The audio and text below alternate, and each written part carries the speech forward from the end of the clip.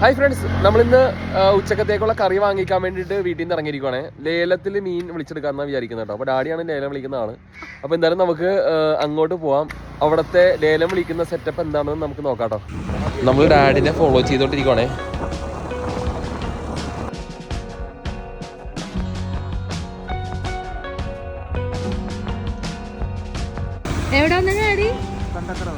കണ്ടക്കടവ് എന്താണ്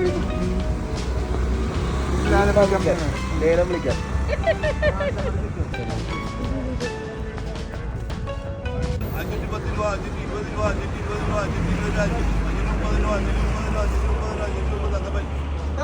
ഫ്രണ്ട്സ്, അങ്ങനെ നമ്മൾ ചെറിയ കരിമീൻ വിളിച്ചെടുത്തു കേട്ടോ. ഡാഡിയാണ് വിളിച്ചത്. 320 രൂപയ്ക്ക് ഏകദേശം ഒരു 1.25 കിലോളം ഉണ്ടാകും കേട്ടോ. ഏകദേശം ഒരു 10-25 ചെറിയ കരിമീനാണ് നമ്മൾ വാങ്ങിച്ചത്. ഫ്രണ്ട്സ്, നമ്മൾ കായലിൻ്റെ അകത്തേക്കുള്ള ഒരു വഴി കൂടി നടന്നുകൊണ്ടിരിക്കുകയാണ്. കണ്ടോ, ഒരു കെട്ടാണെന്ന് തോന്നുന്നുണ്ട്. ഇവിടെ വള്ളത്തിൽ വന്നിട്ട് മീൻ പിടിച്ചുകൊണ്ട് വരുന്ന ആൾക്കാരുണ്ട് അവിടെ.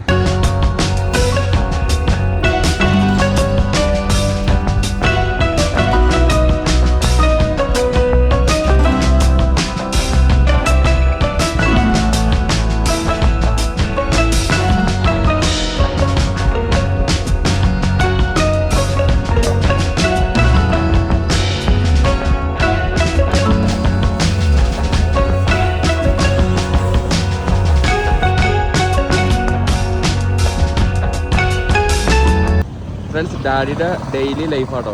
മീനെല്ലാം വാങ്ങിച്ചു കഴിഞ്ഞതിന് ശേഷം ഇവിടെ ബീച്ചിൻ്റെ അടുത്തൊരു ജീസസിൻ്റെ സ്റ്റാച്ചു ഉണ്ട്. സ്റ്റാച്ചുയുടെ അടുത്ത് വന്നിട്ട് ഡാഡി ഇങ്ങനെ പ്രാർത്ഥിക്കും, എന്നിട്ട് വീട്ടിലേക്ക് പോകും. അതാണ് ഡാഡി ഇവിടുത്തെ. എല്ലാവരും സീവാണ്. അപ്പോൾ ഞാൻ എപ്പോഴും സൈക്കിളിന് ഇവിടെ വന്നിട്ട് ഒരു 1 hour ഇവിടെ നടക്കും. അപ്പോൾ വീട്ടിൽ നിന്ന് വരുന്നെങ്കിൽ ഇവിടെ ഒരു അരമണിക്കൂർ സൈക്കിൾ ഓട്ടിയിട്ട് ഇവിടെ വന്നിട്ട് ഞാനൊരു 1 hour അങ്ങോട്ടും ഇങ്ങോട്ട് പാസ് ചെയ്യും. അതാണ് ചെല്ലാനും ഐ ലവ് ചെല്ലാനം. അത് ബീച്ച് അല്ലാണേ, ബീച്ച് വോക്ക് വേ.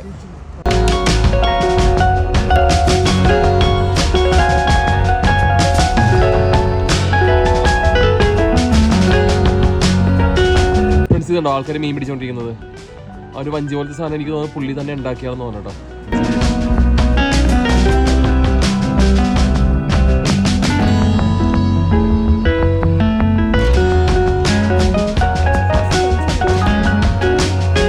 ഫ്രണ്ട്സ്, നമ്മൾ നടന്നു വന്നപ്പോഴത്തേക്കും ഒരു ബിൽഡിംഗ് ഇടിഞ്ഞ് കിടക്കുന്നുണ്ടോ. ഇത് അംഗൻവാടി ബിൽഡിങ്ങാണ്. ഇവിടെ ടോയ്ലറ്റൊക്കെ ആയിട്ട് ഇടിഞ്ഞ്. അത് പണ്ട് ഇവിടെ സുനാമി വന്ന സമയത്ത് സംഭവിച്ച നാശനഷ്ടങ്ങളാണ്. ചെറുപ്പത്തിൽ